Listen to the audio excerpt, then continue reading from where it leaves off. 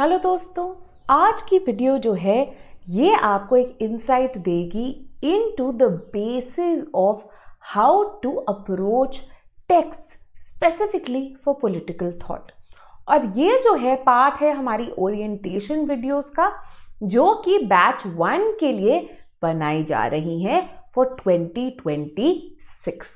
ये आपको एक इंसाइट देगा कि किस तरह के शब्द, terminologies, ideas political science particularly paper 1 part A का हिस्सा है। हाउएवर, वीडियो की तरफ बढ़ने से पहले कुछ चीजें जो कि मैं आपको बता देना चाहती हूँ। सबसे पहले, अगर आप अभी भी कंफ्यूज्ड है about how to begin your political science preparation और आप एक बिगिनर है जो कि 2026 की तैयारी कर रहे हैं, तो हमारी वर्कशॉप जो कि आज 7 मार्च को है उसे जरूर अटेंड कीजिए। 5 बजे ये वर्कशॉप है। अगर आपने रजिस्टर नहीं किया है तो जल्द से जल्द इसके लिए रजिस्टर कर ले। सेकंड, वेरी इंपॉर्टेंटली, हमारा बैच 1 जो है इसकी ओरिएंटेशन क्लासेस 3 मार्च से शुरू हो गई थी। ओरिएंटेशन वो है जहां पे हम आपको फेमिलियराइज करते हैं सब्जेक्ट के साथ, ठीक है, सिलेबस के साथ, किस तरह से ऐसे अप्रोच करना है, कुछ बेसिक्स टर्म्स एंड टर्मिनोलॉजीज के साथ, राइट। तो बहुत ही बेसिक चीजों के साथ हम आपको पहले हफ्ते में एक वेलकम करते हैं to PSIR and then classes की शुरुआत जो है उसके बाद से होती है, ठीक है। तो इसीलिए 10 मार्च से जो है क्लासेस शुरू हैं, जहां से हम पेपर 1 पार्ट ए की शुरुआत करेंगे। अगर आपने अभी तक नहीं ज्वाइन किया था PSIR का कोई भी कोर्स एंड नाउ आपको लग रहा है कि हाँ जी मुझसे कोप अप नहीं होगा, आई विल नीड हेल्प, बहुत बड़ा सिलेबस है, बहुत सारे सोर्सेज हैं, मुझे गाइडेंस चाहिए, तो आप हमारे इन बहुत ही क्वालिटी एंड अफोर्डेबल कोर्सेज का हिस्सा बन सकते हैं।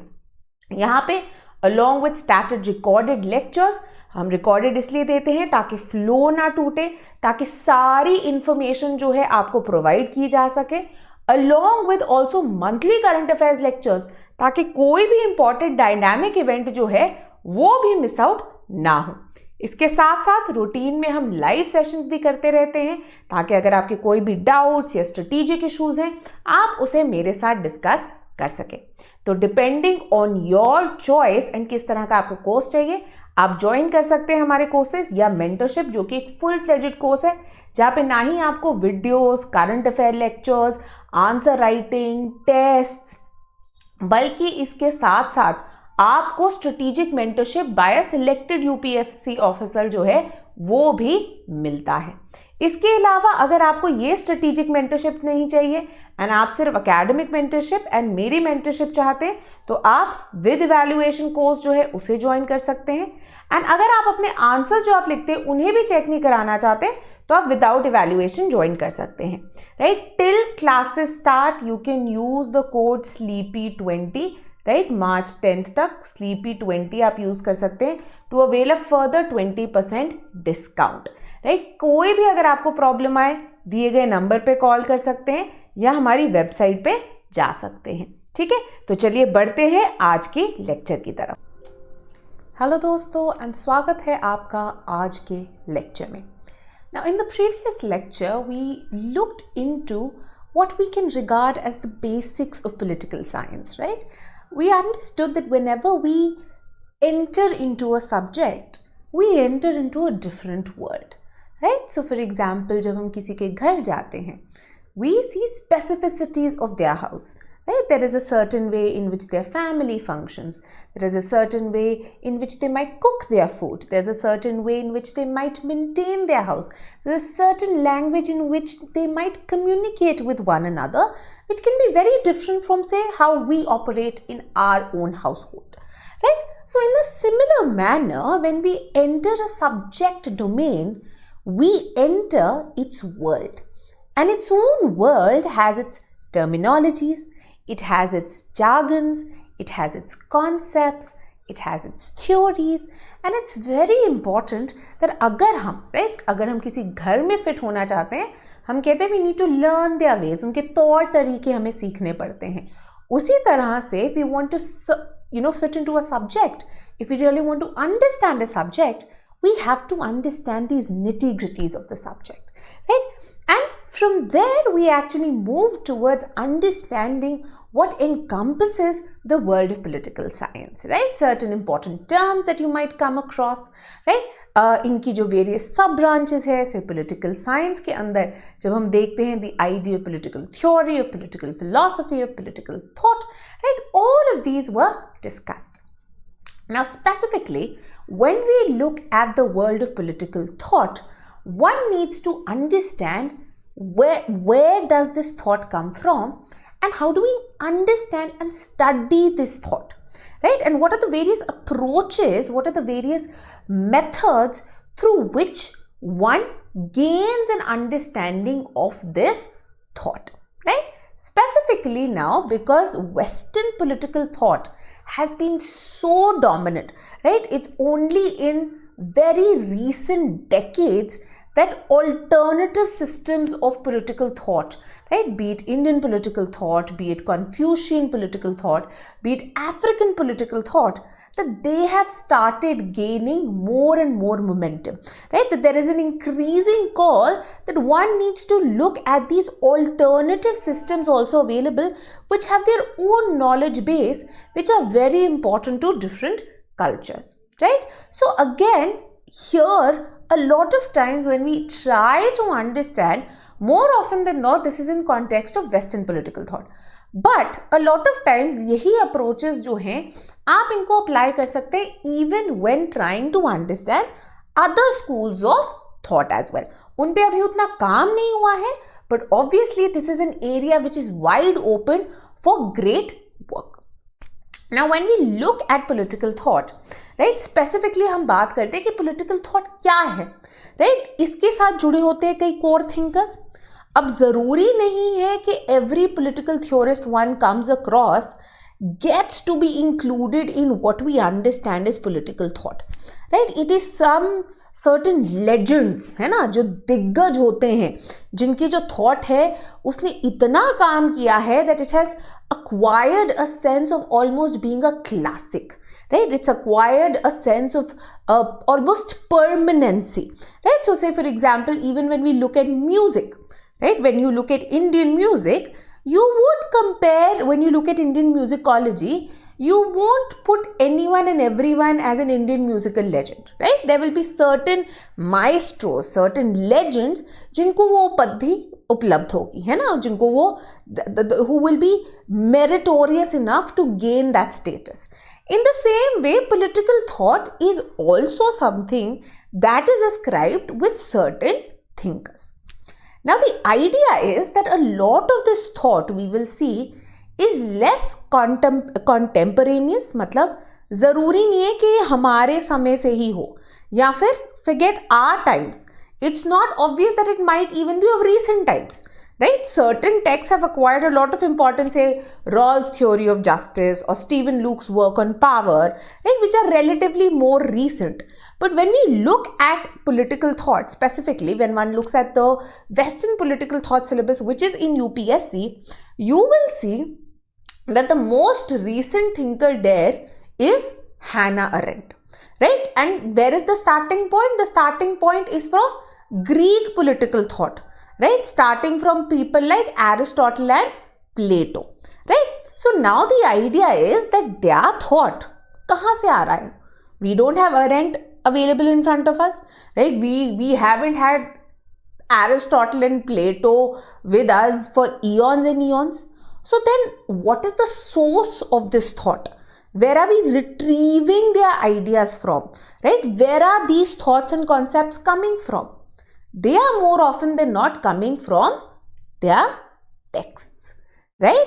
That is why access to text, reading the text, understanding the text, interpreting the text is important to understand the thought. And that is why this orientation is going to look at what is this text which is available to us, which therefore then helps us understand the thought, right? So this is an important part that you must cover. And in recent times, these approaches have become important for UPSC also, wherein in recent times there have been questions on this as well, right? So this is exactly what we will be looking at, right? So now let's move ahead. Now, one of the first things that we looked at when we started with political science was understanding what is politics. And we understood that it comes from this Greek term called polis, right? Which is often regarded as city-state. But very importantly, in those times, it wasn't just a structure, right? When we're looking at city-state, it just didn't mean the public realm of the government, right? Because in Greek thought, everything was political, right? For them, right? When we look at concepts like freedom or liberty, in fact, there's a beautiful concept that we will study when we reach that part, right? When we look at the ancient concept of liberty, right? Wherein we will see that unlike modern times where we regard liberty as what? This area where the government can't enter, right? Where the state can't enter. This is your no entry zone. I have complete control over it. It's what I regard as my private sphere. For them, liberty wasn't this. For them, liberty was to be actively a part of the political, to be actively a part of the state, its workings, the way in which it functions, the way in which it impacts the public sphere, right? So that is why even when we look at politics or polis at city-state, don't look at it in that narrow dimension, because the working of the city-state, the way in which politics was conceptualized, the way in which polis was conceptualized was very overwhelming. It was overarching. It was almost all-encompassing in nature, right? The way in which I interact with my family, the way in which I run my household, the way in which I interact with even उस time पे क्योंकि slaves का भी concept होता था, हर चीज जो है इस polis के domain के अंदर आती थी, right? And that is why politics and polis की शुरुआत and जो एक फाउंडिंग कॉन्सेप्ट पॉलिटिक्स के लिए जो पॉलिस बना वो इस कारण बने. Now very importantly one also has to understand that when we talk of political, what are we dealing with? Now, even the term political has evolved over time, right? And this is something that we have to keep in mind. In the world of social sciences, wherein even when we try to be objective, there's a lot of subjectivity, right? So the maximum that we can come to is a subjective objectivity, right? Or an objective subjectivity. It's going to be a mixture of the two, because nothing is completely fixed. Nothing is going to not change, right? The world of social sciences is ever evolving, right? Even in natural sciences, we are seeing this, that theories which were regarded as universal, as regarded as permanent, are now being questioned, right? Because of newer discoveries, newer inventions, newer experimentations. So, social sciences के अंदर तो ये evolutionary nature और भी ज़्यादा rapid है. Now, when we look at the term political itself has been constantly evolving. Now, there was something that Aristotle had said, and this is something I think almost all students, regardless of whether you've done PSIR or not, this is a line which is very frequently heard. This is that man by nature is a political animal. और एक और चीज की तरह इसको बोल दिया जाता है, man by nature is a social animal. बहुत interchangeably इस word को use किया जाता है. Now go back to the discussion I had, that how polis was so all-encompassing, which is why there is so much interchangeability that we are witnessing between these two terms of political and social, right? And this will be something that over centuries, again, someone like Arendt would take up, right? That to be social is to be political, right? The highest sphere of social activity is to be a part of a political community, to be involved very actively, politically. This is what makes us essentially human. right? So for Aristotle, not only was social and political intimately related, but in fact, this was something which was inherently unavoidable, right? So, a lot of times when you have discussions or whether heated debates, sometimes you might have heard friends or families being, na ye discussion nahi karte, I am not political, right? This is not something that I want to be indulging it. Till matters reach your own home, because almost everything is political. No matter how much we want to run away from it, politics can be so encompassing in nature कि वो आपके most intimate parts of life को touch कर सकता है ना? Now something as private as who I can marry, right? Something as private as what gender do I identify with is political, right? But that is usually regarded as very personal in nature. And more often than not, till it doesn't happen to you personally, you don't understand the politics behind it, right? So that is why he says that politics क्या है? Unavoidable है. And very importantly, it is an essentially human activity. This is what makes us human, right? You look at any other world of living species, politics is not prevalent there. It is the uniqueness of human ideas, right? We're all humans. We all have certain ideas which are intrinsically ours, which are uniquely ours, right? These are ideas that we might believe in, we might have, and beautifully enough, whatever higher power you might believe in, God or whatever, right? They have given us the power of speech. Again, something which is uniquely human. बाकी species make sounds, तो वो अपने basic activity को convey कर सकते हैं. एक sound हो गई, उससे भूख कन्वे हो रही है. एक साउंड हो गई, उससे मे बी एक मीटिंग कॉल कन्वे हो रही है. एक साउंड हो गई, उससे मे बी डेंजर या थ्रेट कन्वे हो रहा है. But speech, understandable speech which can relay our unique ideas to the other person is something that is only available to humans. And sadly enough, sometimes we forget to make the best use of it, right? Sometimes we use it to indulge in hate, sometimes we use it to indulge in anger, sometimes we use it to indulge in a lot of things.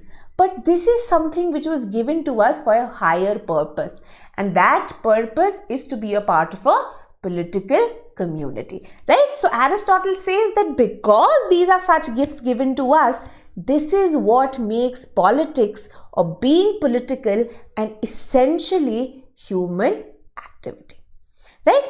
Now, while for Aristotle the idea of politics and social was intrinsically linked, over time it changed, right? And politics or political came to be linked as the sphere of state, right? As the sphere of state. So, you will see people saying that state is what is politics, right? और political science के लिए ज़रूरी है the concept of state.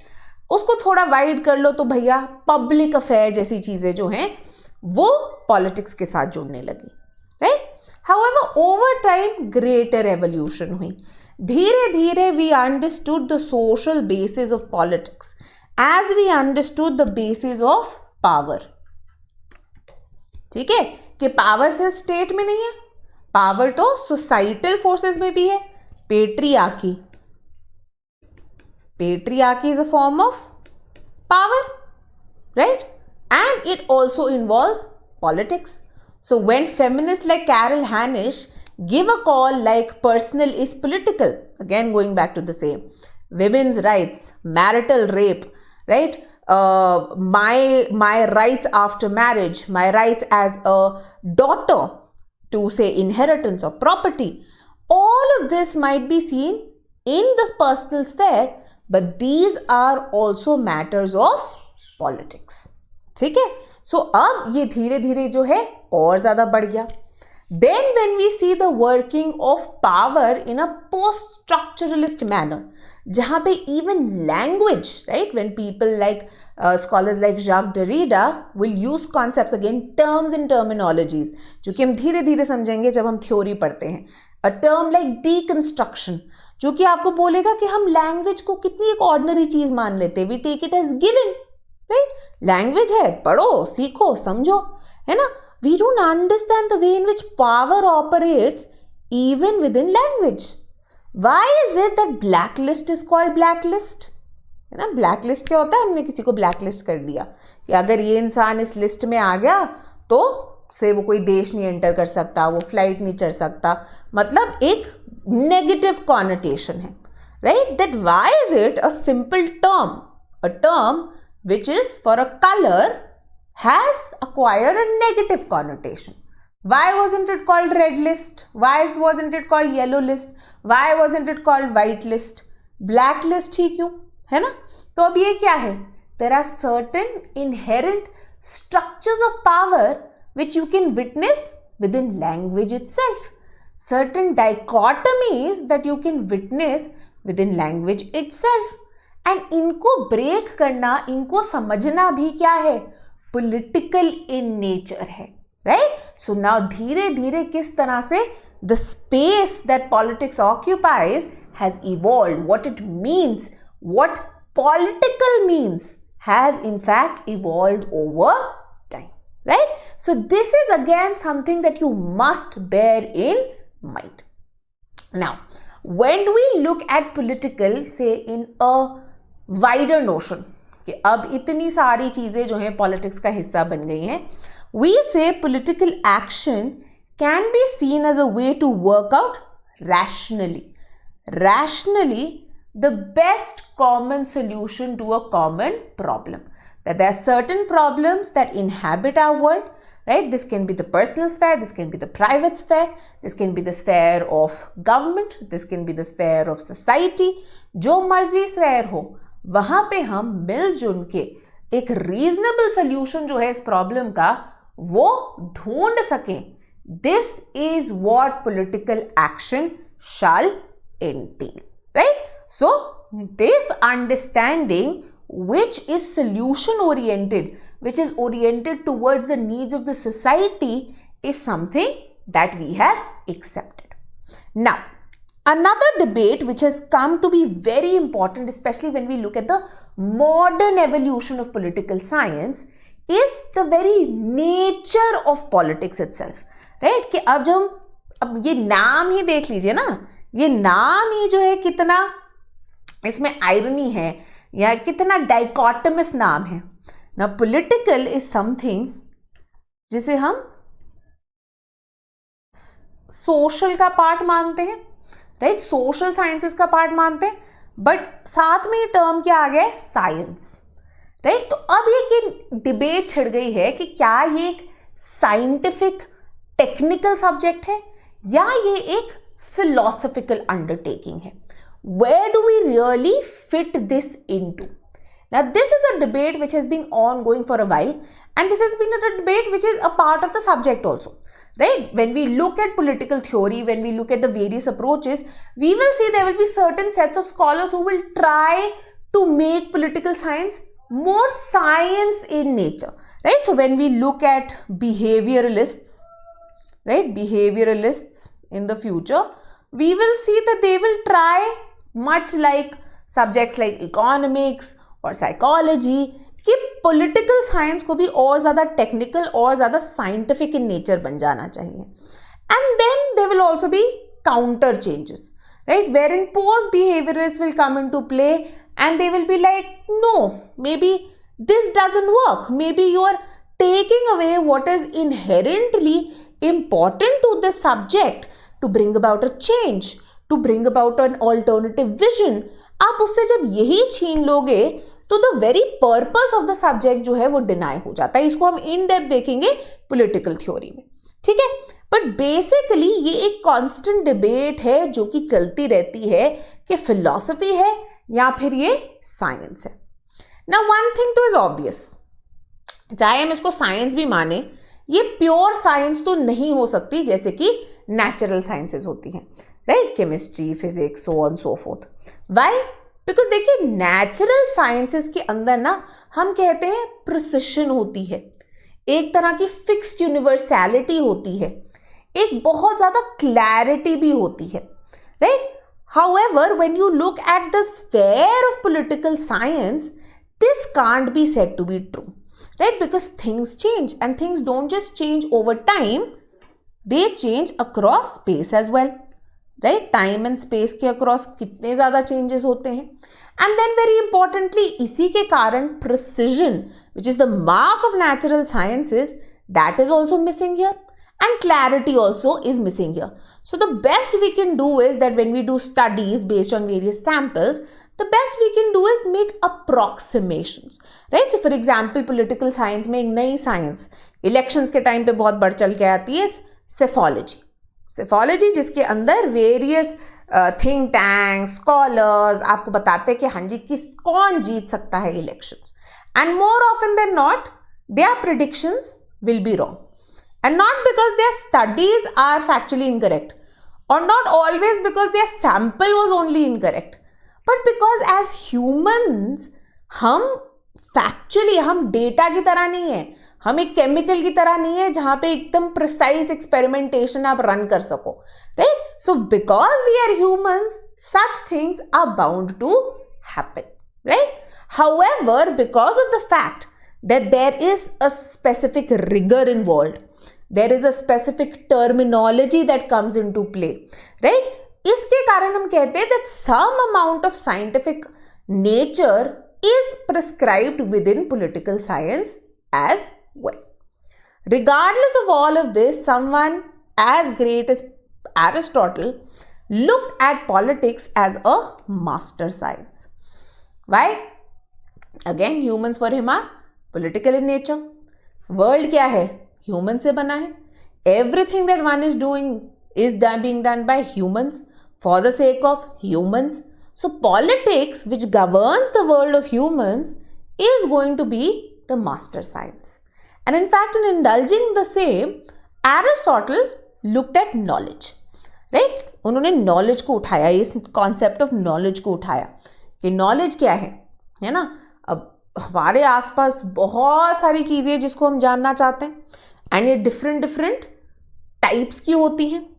तो अब अगर इस knowledge को हमें कैटेगराइज करना पड़ जाए तो किस किस तरह की नॉलेज सामने आती है? पहले उन्होंने बोला इज एपिस्टेमे, ठीक है, which is your scientific knowledge, जिसको हम प्योर या नेचुरल साइंसेस के साथ भी जो है इसको हम कर सकते हैं कनेक्ट, राइट? और ये क्या, ये बहुत प्रिसाइज है, ये बहुत प्रिसाइज है, बहुत फैक्चुअल है, बहुत एग्जैक्ट है, और इसे हम एज साइंटिफिक नॉलेज जो है हम रिगार्ड करते हैं. Then is what we understand as technique, जिसको हम अप्लाइड नॉलेज भी बोल सकते हैं, ठीक है? क्राफ्ट्समैन की नॉलेज है, राइट? स्किल्स की नॉलेज है, जिसको हम गेन करते हैं एंड उसको हम दिखा भी सकते हैं, उसको हम कन्वर्ट भी कर सकते हैं, राइट? कारपेंट्री, आर्किटेक्चर, मेडिसिन, ये सब निकल के आता है. एंड देन आता है phronesis, which is what? Ethical judgement. ये हमें डिफ्रेंशिएट करना सिखाता है between good and bad, right? Making the best of a circumstances. अब जरूरी नहीं है ना the perfect circumstances exist around you. In political action also, आपने जब पॉलिटिकल एक्शन लेना होता है, जरूरी नहीं है कि आपके पास हर चीज पहले ही बहुत बढ़िया एग्जिस्ट करती है, नहीं.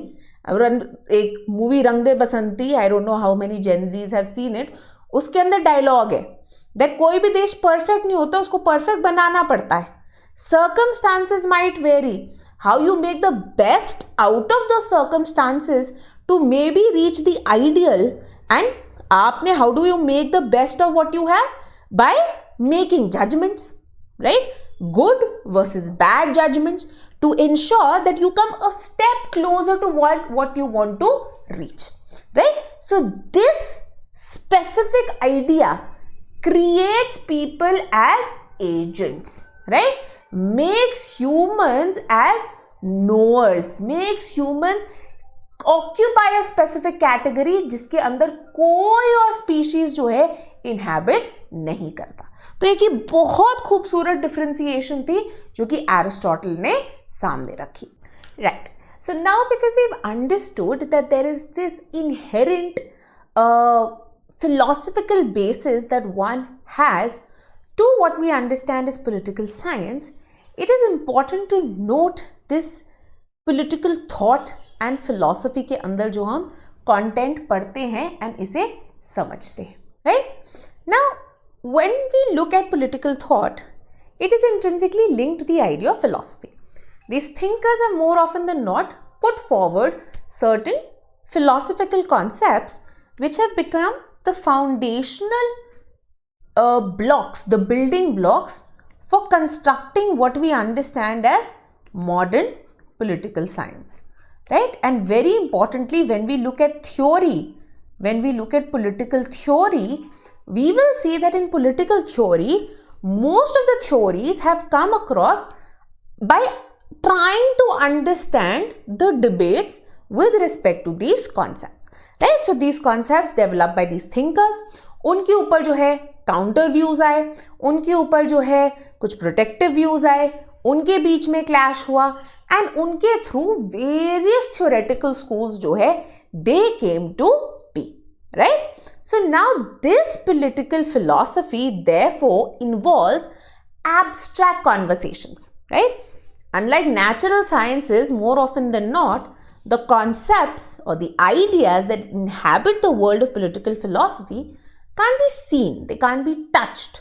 You have to understand them, right? You have to indulge in a philosophical activity. You have to indulge in an intellectual enterprise to be able to understand them. More often than not, you can see the consequences at work, right? So say when we look at a concept like justice, right? Justice एक abstract concept है. But when we look at the lack of justice, हम उसके consequences तो देख सकते हैं, right? A world rendered by inequality, right? A world in which there is a lot of violence, a world in which is divided between haves and have-nots, right? It's a world which is unjust. ठीक है? So abstract होते हैं ये concepts, you can't touch them, you can't see them, but you have to ponder upon them, right? So these abstract concepts and then the arguments, right? The arguments regarding them. What kind of justice do we want? What is the basis of justice, right? What does a just world look like? All of these are a part of political opinion, right? And when looking at political science, Leo Strauss ने एक बहुत अच्छी बात कही थी. हमने बात की ना, पॉलिटिकल थ्योरी भी है, पॉलिटिकल फिलॉसफी एंड थॉट भी है, तो अब क्या है? लियो स्ट्राउस ने कहा that when you look at political philosophy or when we look at political thought as such also, more often than not, this encompasses the world of normative political theory, in the sense that it's trying to create an ideal, right? So that's exactly what we said. We can't look at these concepts around us, right? What are we envisioning? A better world than the one in which we live, right? So we want to make the world better, and that better world is an intellectual concept, right? It is a concept which we are yet to arrive at. तो अभी हम उसके बारे में क्या कर सकते हैं? सिर्फ आइडिएट कर सकते हैं, हम सिर्फ सोच सकते हैं, हम एक फिलोसफिकल एंटरप्राइज में इंडल्ज कर सकते हैं. कोई एम्पेरिकल फैक्चुअल बेसिस नहीं है उसका, क्योंकि वो भी एग्जिस्ट ही नहीं करता है, राइट? तो क्या है? नॉर्मेटिव है, आइडियल है वो in nature. On the other hand, political theory itself looks at the political reality around one. So it is more empirical, it is more factual in nature, right? So when we try to look at the various forms of governments or the various forms of states which exist around us, right? So that is more empirical in nature, that is based on understanding the observational ground reality around us, right? So this was a basic differentiation that Strauss had drawn between the two.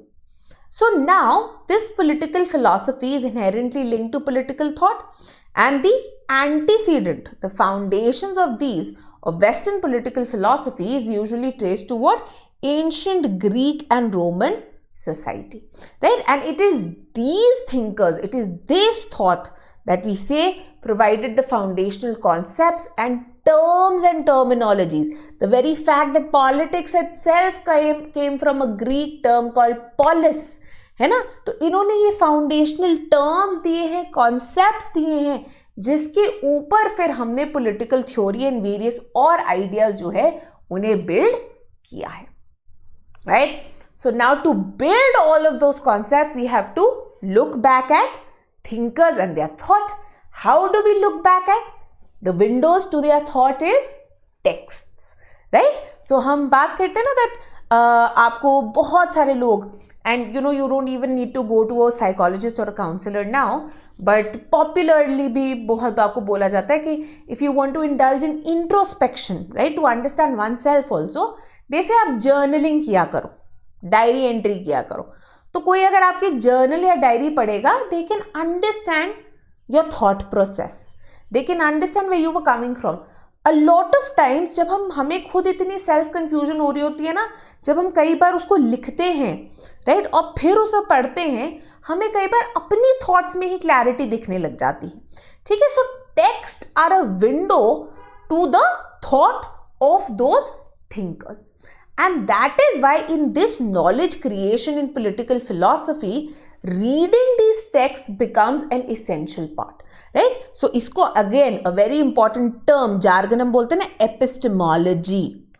और epistemology क्या होती है? Knowledge creation is epistemology, right? The way in which knowledge is thought of, conceived of and created. And knowledge again बहुत various types की हो सकती है, जैसे कि मैं एरिस्टोटल ने बताया था.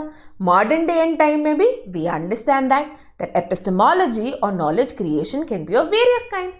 एंड एक ब्रॉड डिफरेंशिएशन हम कर देते हैं कि एपिस्टेमोलॉजी या ऑब्जेक्टिव हो सकती है या सब्जेक्टिव हो सकती है, राइट. तो जब neutral, observational, empirical, fact laden, based on external realities, based on the world that we can see, touch, feel, जब हम इसकी बात करते हैं तो ये क्या होती है? ये ऑब्जेक्टिव एपिस्टेमोलॉजी होती है. वहीं पे ऑन द अदर हैंड जब हम कहते हैं कि इतनी न्यूट्रल फैक्चुअल नॉलेज हमेशा काम नहीं करती है, that language can be subjective depending on different context, depending on different cultures. जब हम बात करते हैं कि ये जो नॉलेज है ये यूनिवर्सल या गिवन नहीं है, बल्कि डिपेंड करती है where you come from, right. So when we look at more often than not, है ना, जब हम मानते थे कि जो वेस्ट से आ गया वो सही है, वो नॉलेज है, and more often than not react कर देते थे जो बाकी काउंटर कल्चर से आ रहता था. एंड अब that has been questioned time and again, right. And that is exactly what subjective epistemology says. It says that knowledge is socially and historically constructed. It depends on where you come from, right?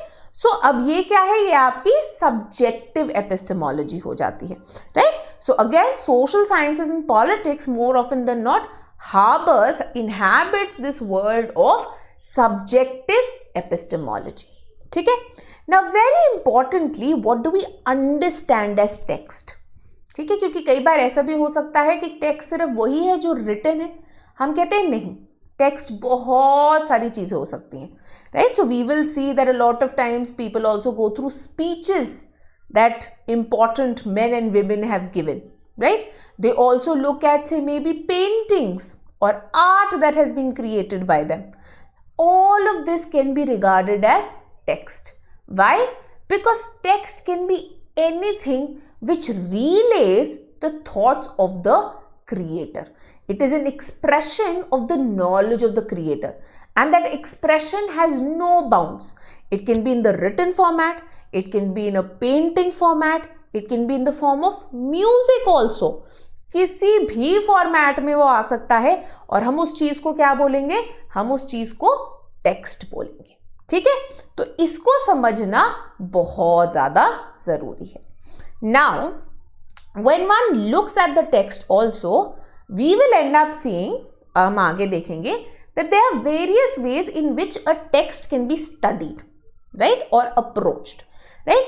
एक idea है कि हम text उठाते हैं, हम उसे पढ़ते हैं, एंड हम समझते हैं कि ऑथर ने क्या बोला. At the same time, as subjective epistemology has taught us that, listen, knowledge is created historically, culturally. That means context becomes very important, right? So one needs to understand the context of the text also to be able to understand where the thought author is coming from. क्योंकि अब author ने तो text produce कर दिया से 2 million पहले, आज की डे एंड एज में जब हम उसे पढ़ रहे हैं तो how does one acquire relevance there? One has to contextually read it, right? One has to contextually update it also. In fact, ये debate continuously चलती भी रहती है, right? So when we see the readings of, say, the way in which Sir Syed Ahmad Khan interpreted Islam, the way in which Gandhi ji looked at Hinduism, the way in which even social reformers like Raja Ram Mohan Roy looked at Hinduism and the various texts, it was more contextualist in approach, right? Wherein they say that the contexts have changed and therefore the understanding of text also should evolve with time, right? Then very importantly is also the importance of the idea of interpretation. And a lot of theorists से क्या कहते हैं कि interpretation वो चीज़ है, it is the buckle which links the text and the context. And more often than not, this is dependent on whom? Not the author. It is dependent on the reader. Reader किस तरह से interpret कर रहा है एक text को, right? Because आप normal situation में भी apply कर लो, ठीक है? आप एक इंसान को देखते हो जो भागता हुआ आ रहा है और उसके हाथ में चाकू है एंड उसके कपड़ों पे खून लदा हुआ है. अब आप क्या करोगे? आप लिटरल रीडिंग कैसे कर सकते हो टेक्स्ट की? या क्या आपके पास टाइम है कॉन्टेक्स्ट समझने का? नहीं. More often than not when you see something you tend to come up with an interpretation, good और बैड, ठीक है? सो ये भी होता है, not all interpretations are good interpretation, some can be very bad interpretations also, some can be misinterpretations also, but more often than not it depends on whom? the reader who is witnessing the text, ठीक है? तो अभी की interpretation भी होती है text की जो कि आ जाती है, right? So now to understand thought what do scholars do? Scholars tend to go back to the text. More often than not, texts which have been produced by the creators themselves, by the thinkers themselves, because they tend to have a sort of authoritative quality about them. Okay? It is coming, हम बोलते हैं ना, it's coming from the horse's mouth. वो क्या सोच रहे हैं, जैसे कि मैंने बोला था अपनी जर्नल में, अपनी डायरी एंट्री में मेरे खुद के थॉट्स हैं, तो क्या है? It's coming out of the horse's mouth. It can be an authoritative text about my thoughts, about my life. So in the same way, these classics may be regarded as an authoritative text of what those thinkers wanted to convey, what they wanted to say. However, again one has to bear in mind that these are regarded as classics also because they have this sense of permanency. And very importantly, while having a sense of permanency, this does not mean that their meaning or what they want to convey remains standard. No.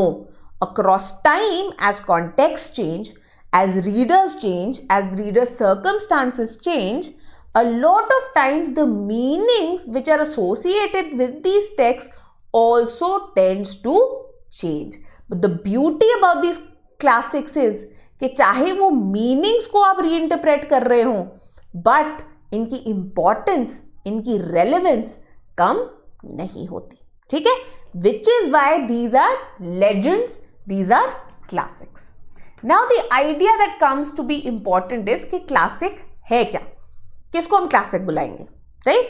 किसको हम regard करेंगे as being classic?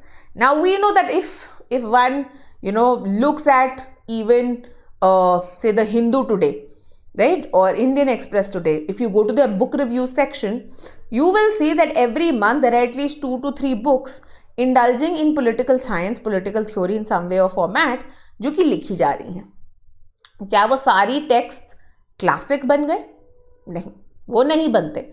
बहुत चुनिंदा ऐसे text होते हैं जिन्हें हम एज क्लासिक्स रिमार्क करते हैं. And when we look at the UPSC syllabus, वो और ज़्यादा नैरो कर देता है बिकॉज वो एक लिमिटेड सिलेबस के साथ डील कर रहा है, और ज़्यादा नैरो कर देता है what they understand as text. And usually starting with the great, so हमारे जो पॉलिटिकल थॉट के अंदर थिंकर्स हैं उनकी जो किताबें हैं they may be regarded as classics, right. And usually ये मार्क्स तक, not even Arendt, usually ये मार्क्स तक जो है मानी जाती हैं। So from Plato to Marx का ये जो पीरियड है, तो प्लेटो हो गए, एरिस्टोटल हो गए, मैकियावेली हो गए, हॉब्स हो गए, लॉक हो गए, मिल हो गए, मार्क्स हो गए, इनके जो टेक्स्ट है इनको हम एज क्लासिक्स रिगार्ड करते हैं। Now when we look at these classics, there are certain criteria which a text needs to fulfill to enter this exalted status to be regarded as a classic. क्या है ये criteria? सबसे पहले and सबसे important है philosophical quality, है ना। हमने बात ही की थी कि क्लासिक क्या प्रोवाइड कर रहे हैं, foundational concepts, foundational terms and terminologies, जिनके ऊपर फिर बाकी थ्योरीज बन पा रही हैं। तो कुछ बहुत ही बढ़िया फिलोसॉफिकल आइडियाज जो हैं इसके अंदर होने चाहिए। Then not only should they have philosophical ideas, but they should be original in content. You shouldn't be regurgitating on building on someone else's ideas, right? So a lot of times when we look at modern day political theory, they are looking or they are basing their work on the existing ideas of these thinkers, right? So when we read Plato, for example, when we discuss Plato, the beautiful thing that we will talk with regard to Plato, right? That listen, you can be either pro Plato, either you can be Platonic, और you can be anti, right. आप या उसके support में आ सकते हैं या आप उसके अगेंस्ट आ सकते हैं, बट आप उन्हें इग्नोर नहीं कर सकते, राइट। तो हम बोलते हैं ना, गुड मार्केटिंग हो या बैड मार्केटिंग हो, मार्केटिंग होनी जरूर चाहिए। उसी तरह से आप प्लेटो के अगर बहुत वोसिफरस सपोर्टर हो सकते हैं या फिर आप प्लेटो के बहुत ही वेहमेंट क्रिटिक हो सकते हैं, बट प्लेटो को इग्नोर करना बहुत डिफिकल्ट है। तो अ लॉट ऑफ थ्योरिस्ट का काम is build on either building on Plato's ideas और criticizing Plato's ideas, ठीक है।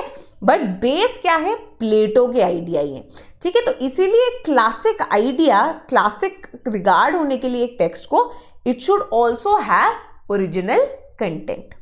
Then very importantly influence on events और ऑन अदर पॉलिटिकल थ्योरीज, जैसे कि मैंने बात की, ठीक है, कि प्लेटो के ही काम को या सपोर्ट करते हुए, क्रिटिसाइज करते हुए बाकी पॉलिटिकल थ्योरीज ने बहुत सारी किताबें लिख दी, या फिर पॉलिटिकल इवेंट्स इनसे जो है बहुत ज्यादा इन्फ्लुएंस है। So when we look at the Marxist philosophy and when we look at various communist revolutions that occurred, they might be imperfect in nature, है ना। हम बोले यूएसएसआर कम्युनिस्ट नहीं था, हम बोले चाइना कम्युनिस्ट नहीं है, है ना, कि साम मिशमैश इन्होंने बना दी है, but it influenced changes and political events regardless of the fact that they were imperfect around the world, ठीक है। This is again what makes a text a classic. Then very importantly, it can be a foremost example of a certain category of thought, right? So for example, when we look at Hobbes' Leviathan, the idea of social contract was something novel.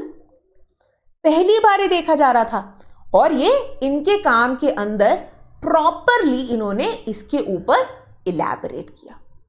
Then very importantly, हमने बोला sense of permanency होनी चाहिए, enduring relevance, कि प्लेटो, Aristotle, Hobbs, lock के काम हम आज भी पढ़ रहे हैं।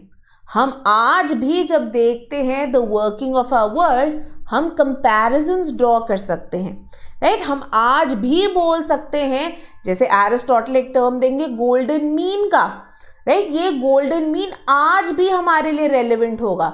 मैकियावेली की द प्रिंस जो है in understanding modern day politics आज भी उतनी रेलेवेंट होगी। And then broad influence मतलब across cultures, across various areas, across times आपको इनकी influence जो है, इनकी working जो है, वो देखने को मिलती है, right? So these criteria is what tends to make a text into a classic, and therefore we have classics like Republic, like Politics, like Prince, like Leviathan, like Two Treatises on the Government, like Das Kapital or Communist Manifesto, right? तो ये सारी चीजों को हम क्या regard करते हैं as a classic, ठीक है। Now the understanding comes that how does one indulge in or how does one read these classics, ठीक है, क्योंकि अब क्लासिक टेक्स्ट आ गया हमारे पास। अब यहाँ पे मैं बैठी हूँ आपको टेक्स्ट समझाने। So when we read Plato, when we pick up ideas from various books, I will be reading or I'll be trying to deconstruct or open up or make you understand. प्लेटो तो यहाँ पे नहीं बैठे हैं आपको समझाने के लिए मैंने क्या लिखा है, एरिस्टोटल नहीं बैठे हैं यहाँ पे आपको समझाने के लिए क्या मैंने लिखा है। अब हम पढ़ रहे हैं उन टेक्स्ट को, तो क्या सही तरीका है ऑफ रीडिंग दैट टेक्स्ट और reading those classics, this becomes very important. ठीक है ना, देयर आर वेरियस अप्रोचेस जो कि इवॉल्व हुई हैं इन ट्राइंग टू अंडरस्टैंड और in trying to read these text. The first and the most one of the most oldest of the approaches is called historical और textualist approach. अब नाम से ही कई बार इनका मीनिंग समझ में आ जाता है। टेक्सचुअलिस्ट का क्या मतलब हुआ कि हम कंप्लीटली रिलाई कर रहे हैं टेक्स्ट पे, we are taking the text almost as given, ठीक है, और हम उसके अंदर कंप्लीटली इंडल्ज कर रहे हैं, बहुत आराम से बहुत ध्यान से उसको पढ़ रहे हैं कि कोई भी नुआंस, कोई भी छोटी सी डिटेल हमसे मिस ना हो जाए in trying to understand the text. Now another thing which is very important here is the intrinsic relationship between history and politics. And this is something that almost all theorists have tended to stress upon. ठीक है, हम बोलते हैं ना history repeats itself. उससे क्या मतलब है कि हिस्ट्री आपको कुछ सिखाती है, कुछ लेसन्स देती है, राइट, और उन लेसन्स के थ्रू आपने कुछ नॉलेज डिराइव करनी है जिससे आप जो गलतियां थी उनको रिपीट ना करें और एक बेहतर वर्ल्ड जो है उसे बना पाए। ठीक है, तो ये हिस्ट्री एंड पॉलिटिक्स जो है they work hand in hand with one another and therefore in building political concepts, in building political theories, history बहुत इंपॉर्टेंट हो जाती है।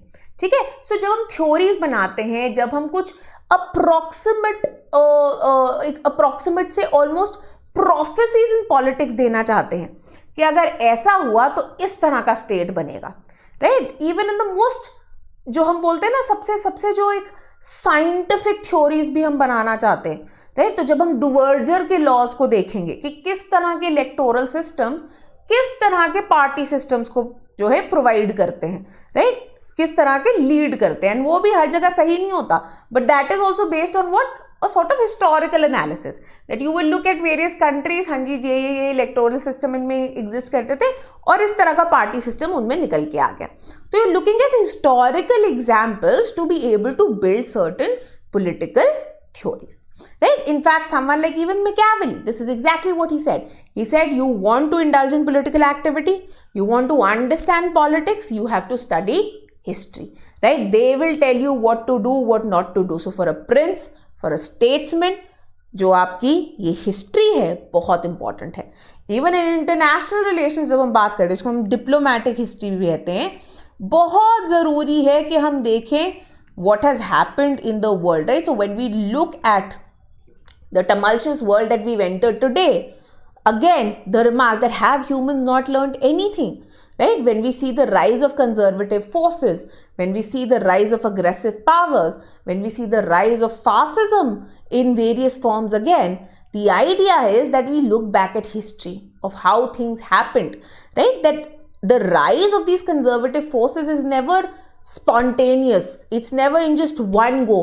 The slow changes, the apathy that sets in the societal world, and then slowly how it gets reflected in politics, which leads to the rise of conservative and fascist forces, that is something that history has taught us.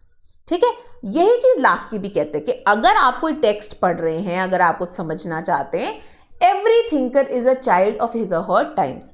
History ने impact किया है उस thinker को भी, right? So again when we look at political thought of various thinkers, हम ये देखेंगे कि हॉब्स अपने लेवियाथन में एक इतना स्ट्रॉन्ग स्टेट क्यों क्रिएट करते हैं via social contract, almost all encompassing all powerful monster क्यों क्रिएट करते हैं? Because of the history that person had encountered, because of the times that that person had encountered, because of the bloody revolution that Hobbes had encountered. And वहीं जब हम Locke में देखते हैं, Locke has greater faith in human rationality, right?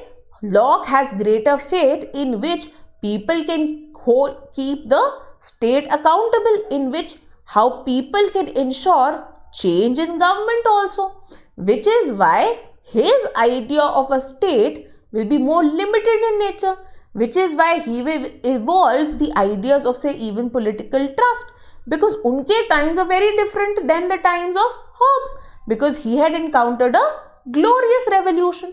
ठीक है, तो इसलिए वो क्या बोलते हैं कि आपने हिस्ट्री ऑफ दैट थिंकर भी समझनी है to be able to understand what that person is writing.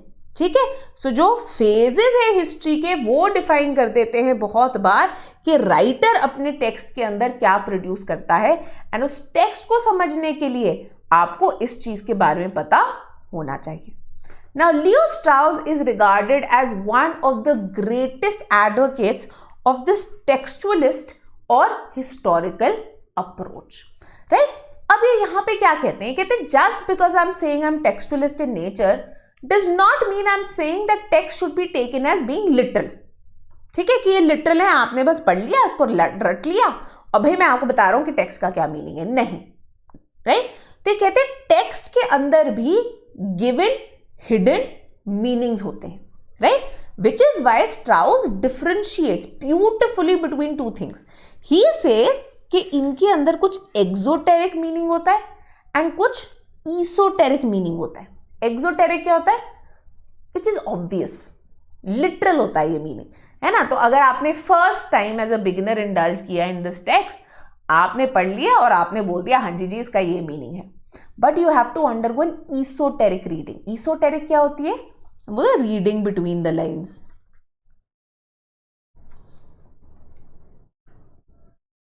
Right? ये given नहीं होता है, आपको ये समझना पड़ता है.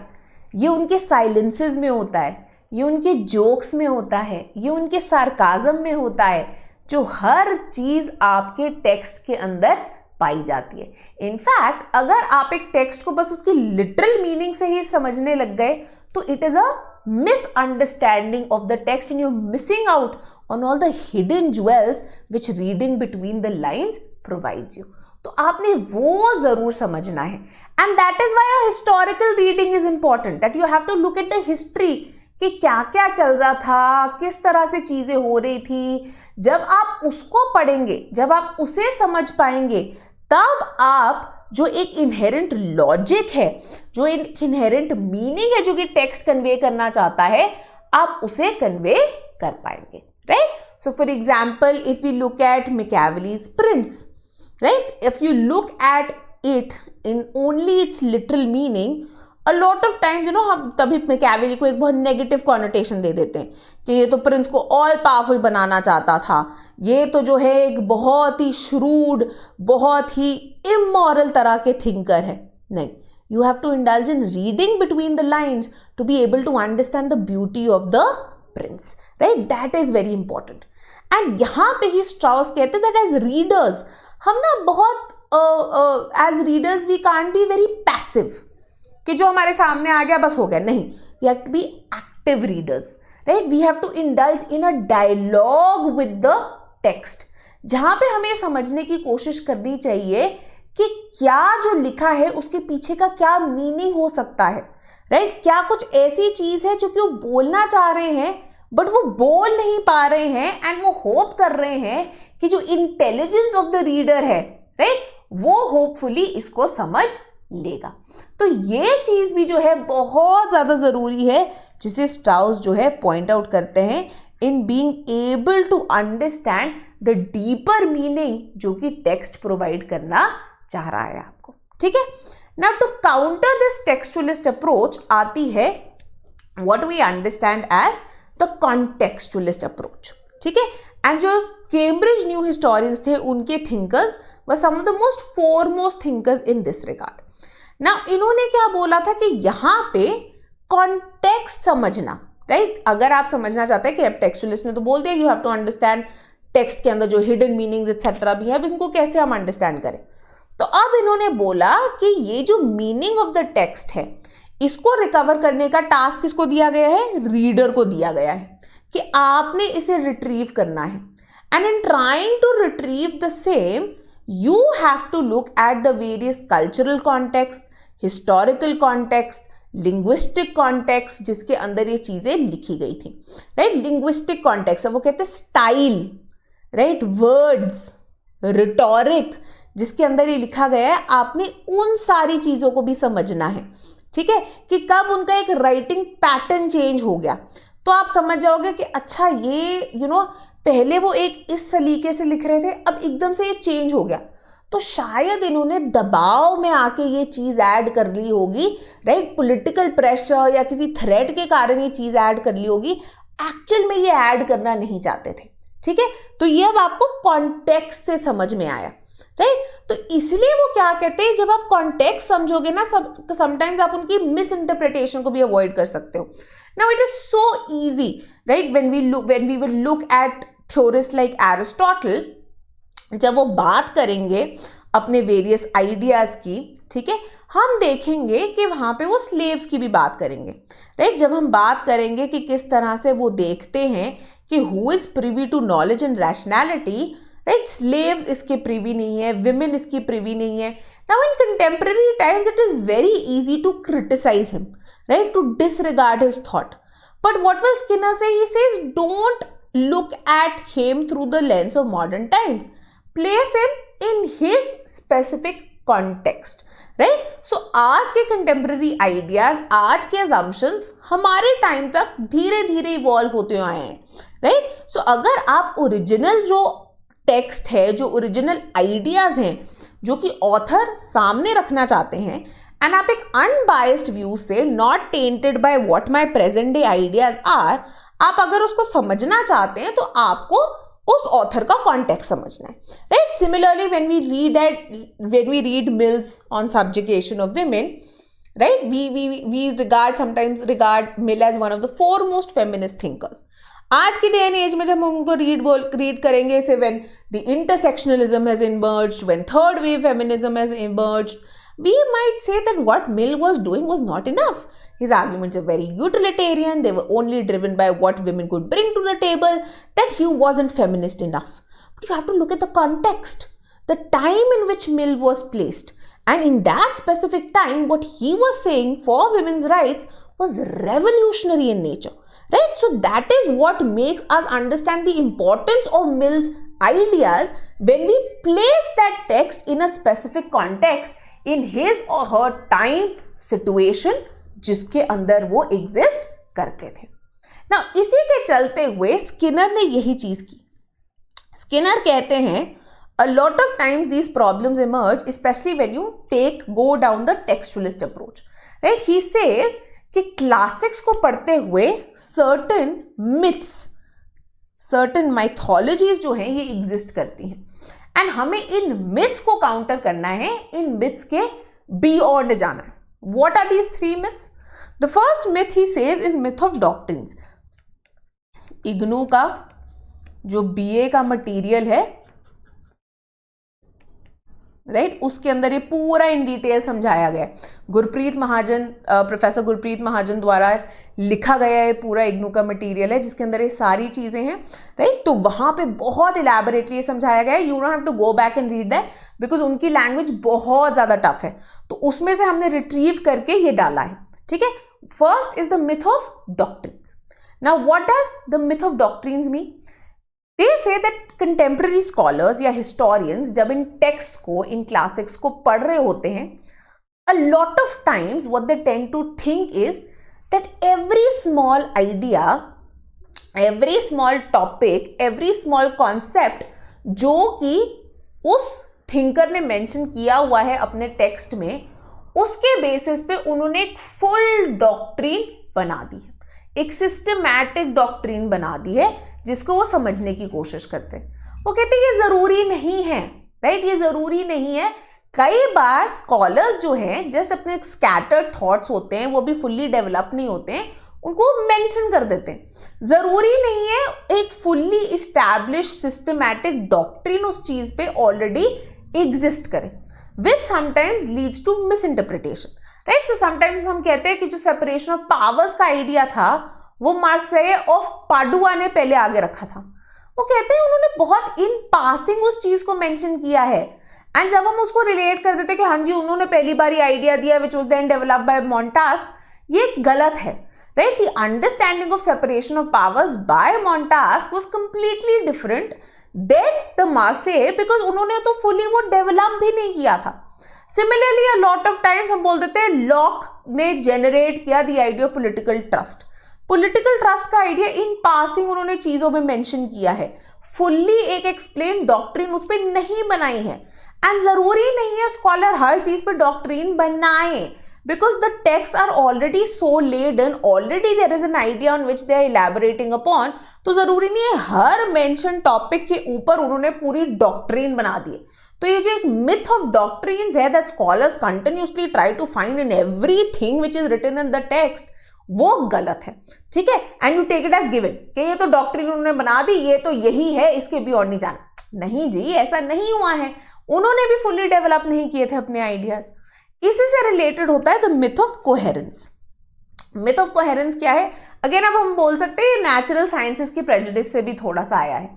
It is a tendency of historians और स्कॉलर्स जहां पे वो ये मानना चाहते हैं कि भैया जो सारे इनके एक स्पेसिफिक थिंकर के थॉट्स, आइडियाज एंड कॉन्सेप्ट्स है ना, वो पजल के पीसेस है जो बहुत ही नीटली फिट हो जाएंगे और एक सुंदर सी यूनिफाइड पजल बन जाएगी जो एक क्लियर पिक्चर जो है हमें दिखा देगी, राइट? तो हर idea is coherent and it sits very coherently with one another.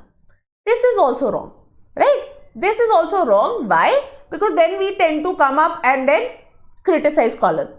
ये क्या बोल दिया आपने, पहले तो आप कुछ और बोल रहे थे। कितने सारे स्कॉलर्स इनकी हमें देखने को मिलेगा, मार्क्स के थॉट में हमें देखने को मिलेगा, अरेंट के थॉट में हमें बहुत ज्यादा ये देखने को मिलेगा।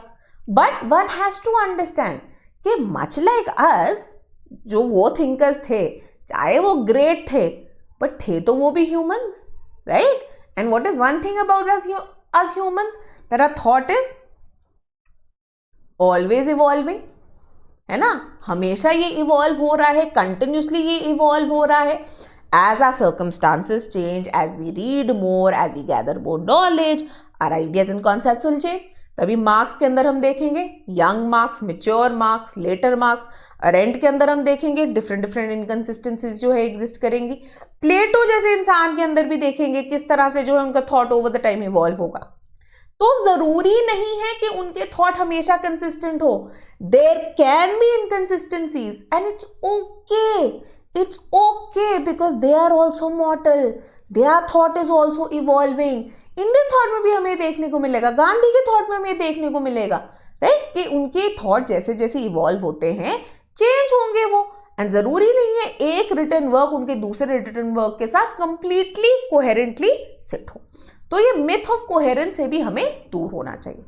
Last but not the least is the mythology of prolepsis. इसका क्या मतलब होता है? ये कहते हैं जहां पे अब हमने देख लिया कि हाँ जी भैया ये वर्क तो एक क्लासिक है, ठीक है, कि आज के डे एंड एज के अंदर ये क्लासिक बन गया है। एंड इसीलिए अब क्योंकि ये वर्क इतना ज़्यादा सिग्निफिकेंट हो गया है, राइट, इतना ज़्यादा सिग्निफिकेंट हो गया है, इतना ज़्यादा बढ़ चढ़ के आ गया है कि अब हम इसको इंटरप्रेट करना चाहते हैं based on why now that it is so important. तो हम ऑथर का ओरिजिनल मीनिंग भूल जाते हैं। हम आज के डे एंड एज में इसको और ज़्यादा रेलेवेंट समझाने के लिए, बनाने के लिए कुछ भी मीनिंग उसमें से निकाल लेंगे, ठीक है? ये क्या है? This is the mythology of prolepsis. और हमें इसमें भी इंडल्ज नहीं करना है, हमने इससे भी जो है दूर रहना है। This is something that Skinner told us. Now, after this approach comes a third approach, which is the interpretative approach. Now, interpretative approach is one of the most broadest of approaches.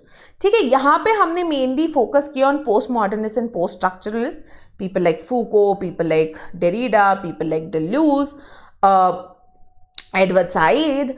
But the importance is that there can be various schools of interpretative approach, right? There can be Marxist interpretative approach, which will try to adopt the Marxist terminology of inequalities of economic haves and have-nots in trying to understand text.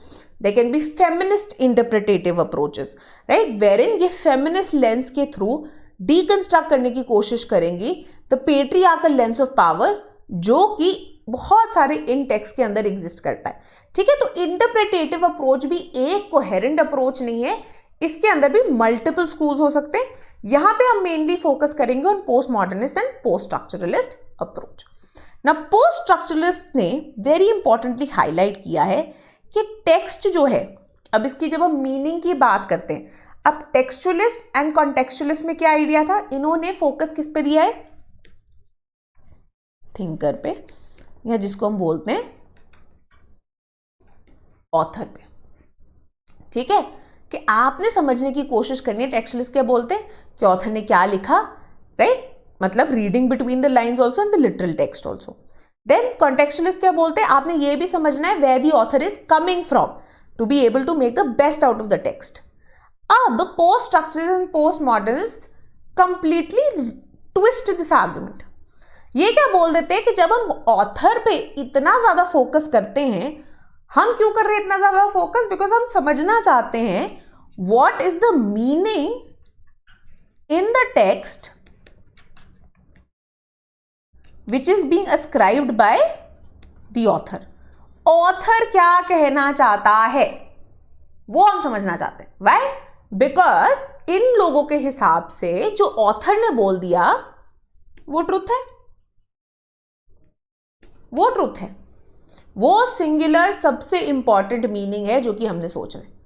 Post modernist and post structures बोलते हैं नहीं जी, ये तो गलत है. ठीक है, जो ऑथर ने बोल दिया या जो ऑथर की एक ओरिजिनल अंडरस्टैंडिंग थी, that may be regarded only as partial truth और that may be regarded as one of the meanings.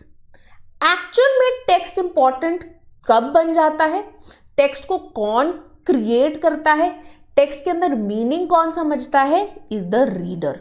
So now the power balance is flipped. Rather than the author, it is the reader and the reader's interpretation which becomes more important. And that is why scholars like James Rizzer क्या बोलेंगे, that one has to understand, right, कि ये एक जो author का given meaning था, that is not the universal truth, that is not the only singular dominant meaning. No, texts have multiple layers of meanings. There are multiple varieties of truths, right? And all of this meaning is being produced by the reader who is reading the text. And that is why later also, right, scholars like Roland Barthes ने इसे बहुत popularize कर दिया था, death of the author, right? That what the author had said, right, or what the meaning that was associated with the author might still be important, but it is not pre-given, right? It is not seen as the absolute version of truth. No. Now the reader indulging in the interpretation and what the reader makes out of it, that is more important. ठीक है, and this reading of the text or interpretation, Gadamer बहुत beautifully कहते हैं, ये बोलते हैं यहाँ पे जो vision of the author है, it meets the vision of the reader, and ये fusion जो निकल के आती है, इससे मल्टीपल मीनिंग्स जो है प्रोड्यूस होते हैं, जो कि ये इंटरप्रेटेटिव अप्रोच जो है वो समझने की कोशिश कर रही है. Now while interpreting the text, दो इंपॉर्टेंट इंग्रेडिएंट्स होते हैं. पहली चीज है इंटेलिजिबिलिटी. इंटेलिजिबिलिटी जो कि ऑडियंस की स्टैंडर्ड्स हैं, राइट, मतलब is this intelligible to them, क्या उनको समझ में आ रहा है, राइट, क्या वो रिलेट कर पा रहे हैं, राइट, क्या वो अंडरस्टैंड कर पा रहे हैं in present circumstances also what the author was trying to convey, right. So intelligibility बहुत ज्यादा जरूरी है. व्हाट इज नॉट इंटेलिजिबल, जो कि एकदम ही उनको अब लगता है कि ये क्या ही बात हो रही थी यार, ये प्रेजेंट सर्कमस्टांसेस में तो मैटर ही नहीं करती, राइट, उसके साथ वो रिलेट भी नहीं कर पाएंगे, right. So something like Robert Filmer's Patriarcha जो बात कर रही है डिवाइन पॉलिटिकल अथॉरिटी की, नहीं रिलेट कर पा रहे भाई वो अभी उससे, राइट. सो इंटेलिजिबिलिटी जो है वो कम हो जाती है, राइट. सो पहली चीज इंटेलिजिबल होना चाहिए. दूसरी इज लेजिटिमेसी, ऑडियंस की acceptance of the same, right, that they should B accepting of it, and that is when एक लेजिटिमेसी जो है एक sense of acceptability, a sense of that yes, this can apply to modern day age also, ये निकल के आ जाता है. ठीक है.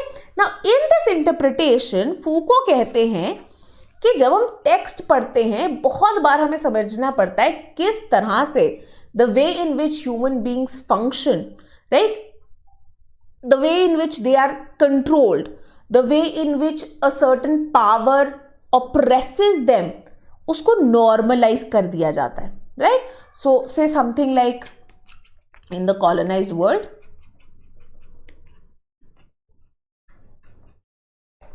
The idea of white man's burden. Right. कि हमारा जो एशियन ओरिएंटलिज्म था इसमें तो बहुत सारी प्रॉब्लम थी. हम तो सिविलाइज नहीं थे, हमारे पास तो जो है मॉडर्न वैल्यूज नहीं थे, आइडियाज नहीं थे. राइट. और ये सारे मॉडर्निटी के एलिमेंट्स कौन लेके आया है? द कॉलोनाइजर लेके आया है. तो कॉलोनाइजर ने हमारे लिए बहुत कुछ किया है जिसके कारण प्रेजेंट डे डिबेट्स भी हो रही हैं. देखिए इंडिया के अंदर कॉलोनाइजर रेलवेज लेके आया, पोस्टल, टेलीग्राफ, मॉडर्न एजुकेशन लेके आए. राइट. मॉडर्न लॉ के बेसिस लेके आए. कितनी इंपॉर्टेंट बात है ना. तो अभी क्या है, the way in which we are writing, right, वहां पे we almost make it seem like this was done for our well being. Right. जहां पे हम अपनी ही सब्जुगेशन के अंदर विलिंग पार्टिसिपेंट बन जाते हैं. Right. So that is why we see that modernist जो आपके मॉडरेट्स की अप्रोच थी, राइट, वो मानते भी थे.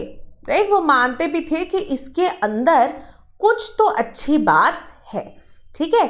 कि हाँ जी ये चाहे एक डिस्गाइज्ड गुड की तरह ही आया है, but there is some good that we are deriving out of that. Right. Now यहाँ पे इसी तरह से कहते हैं कि इन क्लासिक्स के अंदर भी ऐसी सब्जुगेशन को ऑफन नॉर्मलाइज कर दिया जाता है. And that is why one has to reinterpret, reread the text in perspective of modern times and then understand कि किस तरह से ये जो पावर रिलेशंस थे इन्हें बनाया गया था. राइट. सो एडवर्ड साइद का जो काम है ओरिएंटलिज्म पे,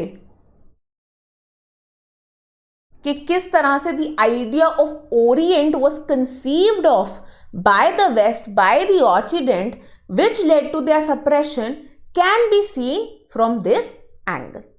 similarly Jacques Derrida also he says कि जब हम टेक्स्ट के अंदर रीडिंग करते हैं हमें डीकंस्ट्रक्शन जो है ये अप्लाई करने की जरूरत है. और डीकंस्ट्रक्शन में क्या होगा कि हमने टेक्स्ट को एज गिवन नहीं ले लेना कि हाँ जी ये जो टेक्स्ट बोल रहा है वो अल्टीमेट ट्रूथ है जी, है ना, ये अल्टीमेट ट्रूथ है और जो इन्होंने बोल दिया वही सही है. No, one has to indulge in critical reading. One has to look at the hidden dichotomies or the oppositions which exist in the text. What is being given as true? What is being given as false? Why is something being regarded as false? Is it truly false? Right? Why? Because ये कहते हैं कि कोई भी एक version, चाहे वो author का वर्जन हो, can't be regarded as true. It is merely a version of truth. That is why only one meaning cannot claim superiority. It cannot claim to be the authoritative meaning. No, there are multiple meanings which can be arrived at based on this interpretation by the readers. And to understand the significance of this text, one has to indulge in the multiplicity of these meanings. तभी जो है हम इसे पूरी तरह से समझ पाएंगे, तभी जो रस है of the text of this classics उसे हम पूरी तरह से निकाल पाएंगे. राइट.